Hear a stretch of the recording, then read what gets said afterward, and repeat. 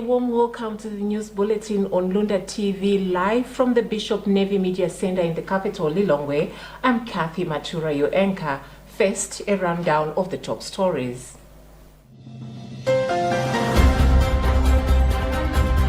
Pope Francis encourages the faithful to witness and announce the gospel to all people.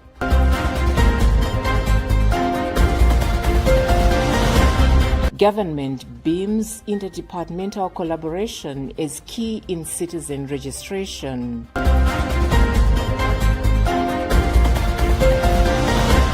Mutharika to stand as a candidate at DPP convention.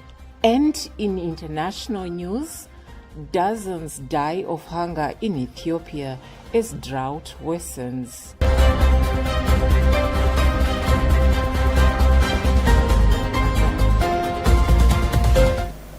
And now the news in detail.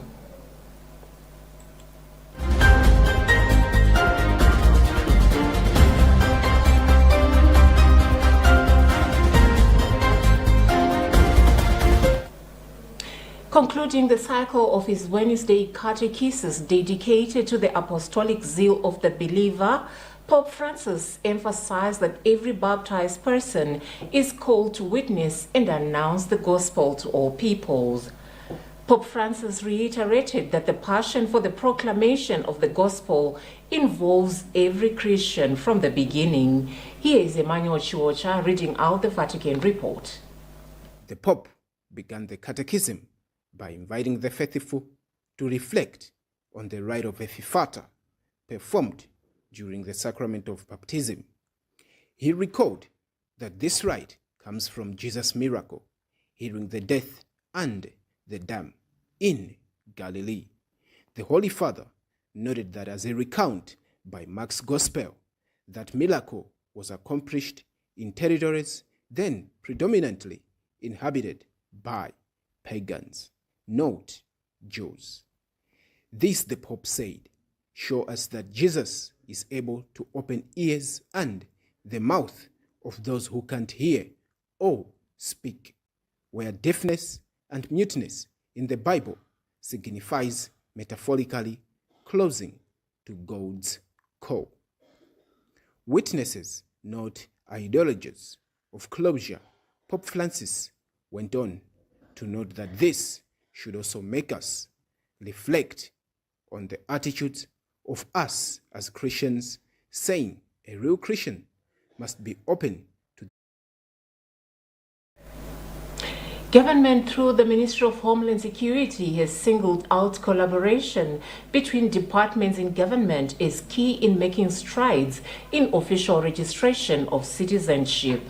Homeland Security Minister Dr. Kenzi Kalengoma made the sentiments earlier today in Lilongwe when he presided over the meeting with delegates from Somalia to explore national registration and identification system collaboration. Luntha Television's Jacqueline Saidi was there and filed this report.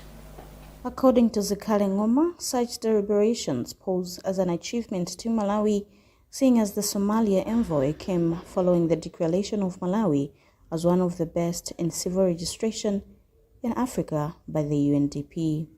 It's a very great achievement, and I should thank UNDP for recognizing Malawi to be one of the best in terms of registration in this part of Africa. They chose Malawi because of its best performance. We have managed, they have taken we've gone deep into registration, that we are now registering even dates and the births, and at the same time registering all citizens of Malawi. But we have done this smoothly and within the shortest period of time that Africa has recognized Malawi as one of the best.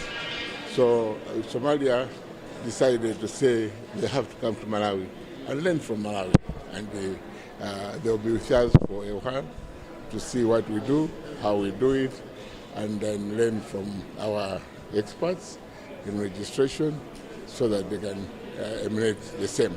Minister of Interior Government Negotiations for Somalia, Ahmed Mwalimu Fik, pointed out that the meeting for him and his delegation is to learn from the people of Malawi so that they may improve the civil registration in their country. Malawi has and succeeded to register 10 million of its citizens in a short period of time. So we came here to study the successful histories, the challenges, as we are in Somalia now, and starting in registering our people, national ID, as well as the civil registration and vital statistics. So our expectation is to have that successful history to take back to our country and implement it. The meeting was facilitated by Government of Malawi through the Ministry of Homeland Security in collaboration with the Ministry of Health, specifically to elaborate on the significance of working together between departments and ministries to make sure that the civil registration is beneficial and successful. For Luntha Television News, this is Jacqueline Saidi.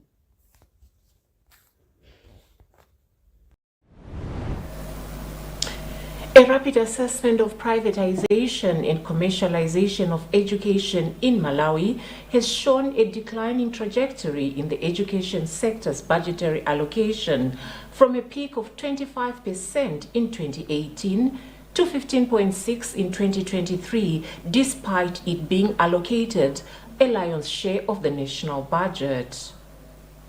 The study, whose findings were shared in Lilongwe during a Go Public Fund education campaign launch on Tuesday, also shows that there is great expansion of private schools by 233% from 323 in 2015 to 1,076 in 2023, while public schools have grown by a mere 9% from 5,415 in 2015 to 5,878 in 2023. Here is Tandiwe Mzumara with the details. Sharing research findings, researcher for Education International, Dr. Limbani Sabato, said the study has revealed that the enrollment in private schools has doubled from 87,126 in 2015 to 178,376 in 2023.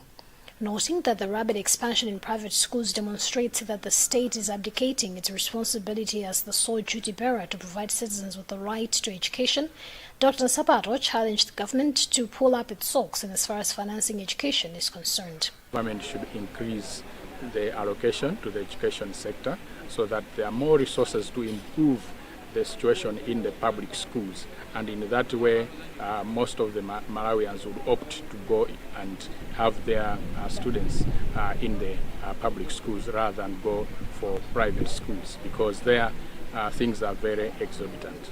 Commenting on the findings, Private Schools Employees Union of Malawi General Secretary Falisoni Lemani says that such schools are preferred because of the quality of education offered therein. Acknowledging that private schools are expensive, Lemani said that it is only because of poor funding by government such that they charge extra so that they cater for every resource needed, thereby calling for better commitment by duty bearers in ensuring quality education outcomes in both private and public schools. Schools, indeed, in terms of performance, they are surpassing the public schools. So these private schools are charging such to ensure that they deliver the best. I think the challenge is that the government does not allocate enough resources towards education. Also present at the launch of the campaign was the Teachers Union of Malawi TUM General Secretary Charles Kumchenga, who said many public schools are funded on paper, not in reality, and the funding deficits have negative consequences on availability of school requirements and welfare of teachers. Meanwhile, the Deputy Minister of Education, Nase Chaola Mdoko, has admitted that there is funding deficit towards public schools and has since pledged support from the government. For Luntha News, this is Tandiwe Mzumara.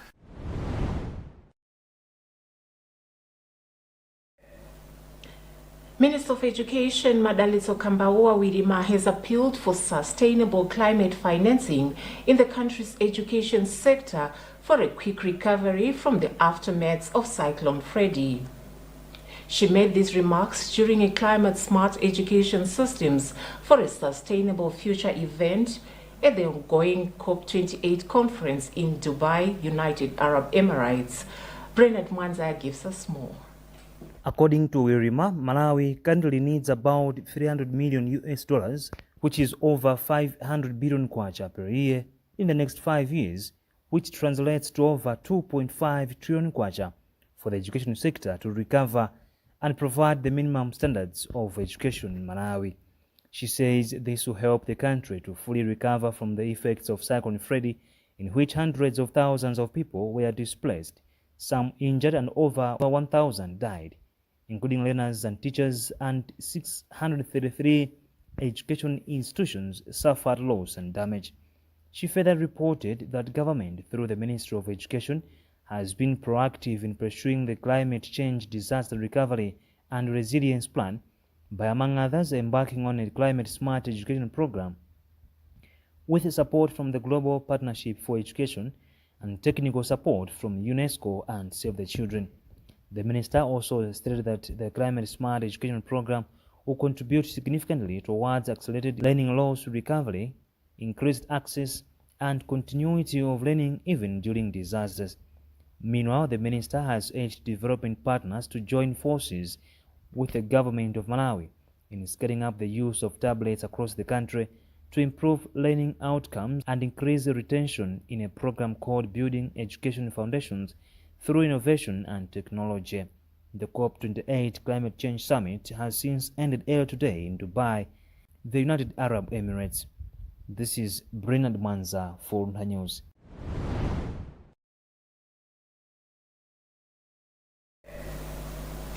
You're watching Luntha TV, and I'm your anchor, Kathy Matura. We take a short break. Don't go away.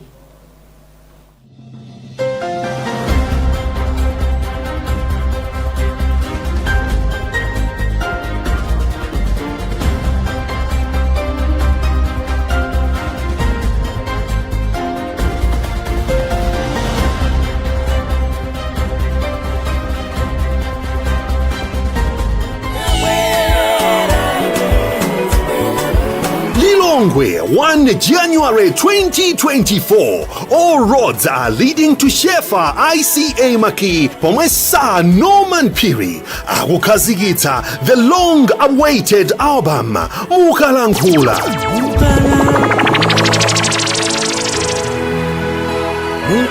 Dubbed the Mukalankhula Celebrations from 10 a.m. mpaka uyo 7 koloko madzulo ndi manyuweletu apa. Performing live Kondwani Chirwa, Fales Manganda, Emmanuel Maseko, Shama Vocals, Toko Katimba, Magi Mangani, Walusungu Kishombe, Kamuzu Barracks Gospel Singers, ni ena ambiri.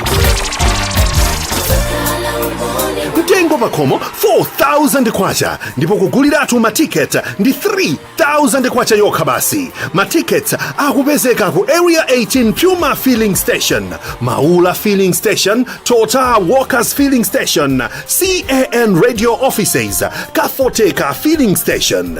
Kumbukirani, Mukalankhula Celebrations pa 1 January 2024 ku Shefa ICA Maki. This message is coming to you under the auspices of PLFM and Great Dominion TV, Mzati Radio and TV, GBS TV, Ngoma Synod Radio, CAN Radio and TV, Luntha TV, Timveni Radio and Television.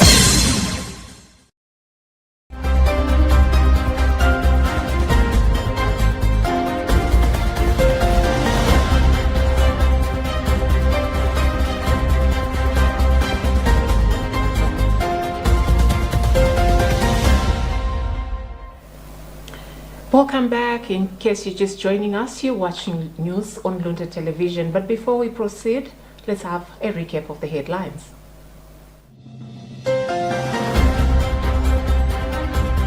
Pope Francis encourages the faithful to witness and announce the gospel to all people.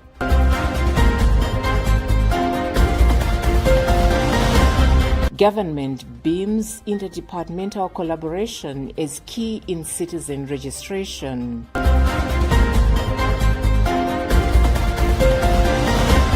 Mutharika to stand as a candidate at DPP convention.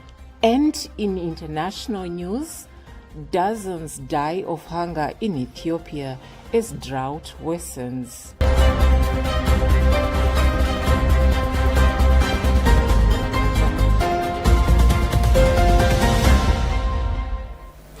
Moving on, opposition Democratic Progressive Party DPP has set the 26th of December 2023 as the day for its national elective conference slated for Mangochi.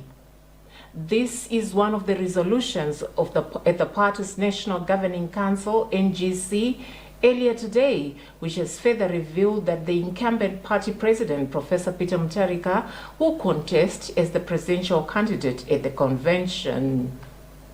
Earlier on, Mutharika spitted fire on an NGC member, Ken Sonda, saying he has been disloyal to the leadership. Let us have Robert Edward giving us more. Another version of climax in the booted-out opposition Democratic Progressive Party (DPP) drama has emerged with Wednesday's National Governing Council (NGC) meeting, which was attended by the party president Peter Mutharika, announcing 26 December as a date for the National Elective Conference.